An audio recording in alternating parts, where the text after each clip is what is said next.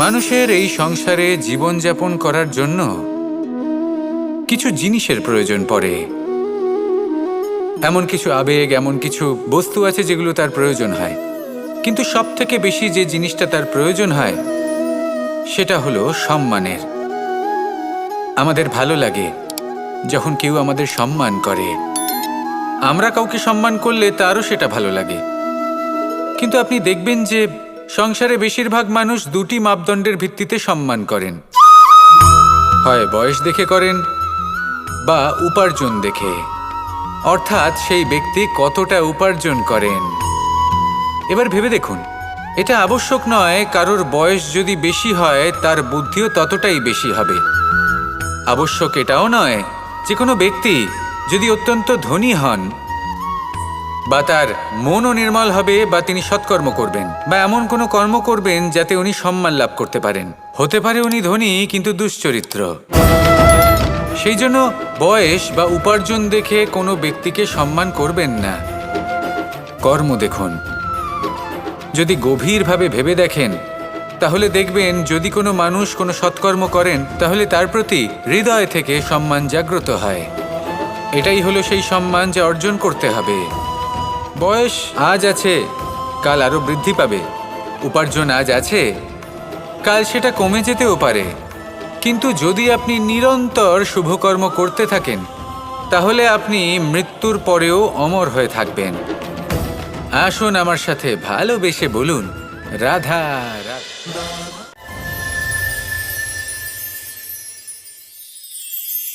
পরম শক্তি প্রকৃতি, এ হলো এই সংসারে সব থেকে বেশি শক্তিশালী। এই প্রকৃতির সামনে কারোর কোনো অস্তিত্ব নেই। এই প্রকৃতি আমাদের জীবনযাপনের জন্য অসংখ্য সম্পদ প্রদান করেছেন, আর তার সাথে এই বিষয়টার দিকেও বিশেষ যত্নবান হয়েছেন যে আমরা যেন এর মোহজালে ফেঁসে না যাই। যেমন পেট ভরানোর জন্য চাল ডাল প্রদান করেছেন, তার সাথেই সেই চাল ডালের মধ্যে কীটের উপস্থিতি রেখেছেন, যাতে সেই চাল ডাল সময়ের সাথে সাথে খারাপ হয়ে যায়। উচিত সময় যদি গ্রহণ না করেন তাহলে সমস্ত সবজি নষ্ট হয়ে যাবে।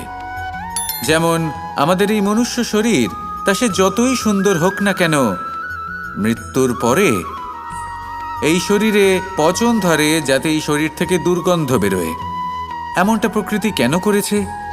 যাতে আমরা যত শীঘ্র সম্ভব সেই দেহের অন্ত্যেষ্টিক্রিয়া করতে পারি, তাকে বিদায় জানাতে পারি, আর তাকে পঞ্চমহাভূতে বিলীন হতে দিতে পারি। প্রকৃতি যেটা করছে সেটা অনুচিত নয়। প্রকৃতি এই কারণে এমন করে যাতে আমরা কর্মবন্ধনে আবদ্ধ থাকি, মোহর বন্ধনে নয়। যেমন ধরুন এই শস্য, ধরুন আপনি চেষ্টা করছেন এই শস্য পেতে এবং আপনার জীবনে সেই শস্য আপনি লাভ করছেন অত্যাধিক মাত্রায়, তাহলে তা ভোগ করুন আর বাকি শস্যটা সবার মধ্যে ভাগ করে দিন, যাতে অন্যেরও পেট ভরে তাতে। যদি আপনি সাফল্য লাভ করেন, শ্রেষ্ঠ কর্ম করেন, শ্রেষ্ঠ ব্যক্তি হয়ে ওঠেন, তাহলে কখনো অহংকার করবেন না, অহংকারী হয়ে উঠবেন না। সেই সাফল্য, সেই শ্রেষ্ঠত্বর সদ্ব্যবহার করুন অন্য কারোর জীবন প্রকাশময় করার জন্য। তবেই আপনার সেই সাফল্য, আপনার শ্রেষ্ঠত্ব জীবনে আরো ঊর্ধ্বমুখী হবে। সবার শেষে আমরা সবাই পঞ্চমহাভূতে বিলীন হয়ে যেতে চলেছি। উচিতভাবে এই জীবনের সদ্ব্যবহার করুন, কর্মের সাথে জড়িত থাকুন, এই প্রকৃতির পথপ্রদর্শন মানতে থাকুন, আর আমার সাথে ভালোবেসে বলুন, রাধা রাধা।